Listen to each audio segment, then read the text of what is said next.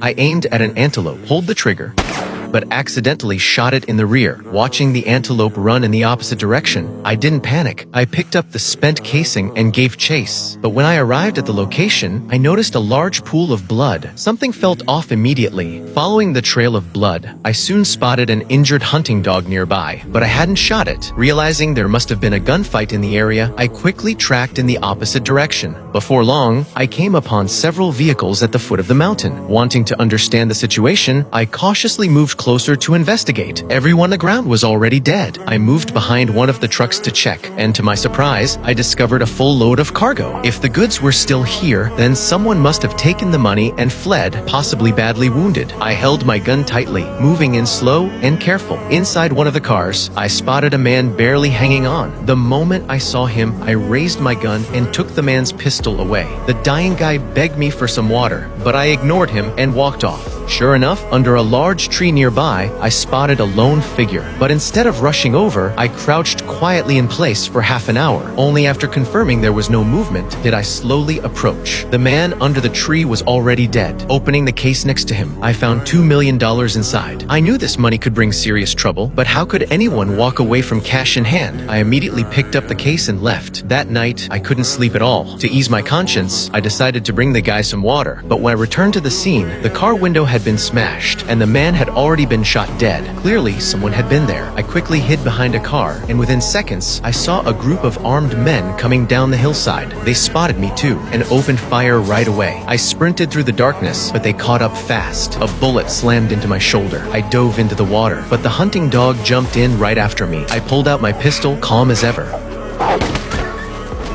After getting away, I sent my wife back to her parents' home. Then, I arrived at a roadside motel, carefully hid the case inside the air vent of room 137, then deliberately checked into the neighboring room 138. At that moment, a hitman had already followed me. The killer locked onto room 137 as his target, removed his shoes, and crept closer, then used his captive bolt gun to blow out the door lock. He started firing indiscriminately.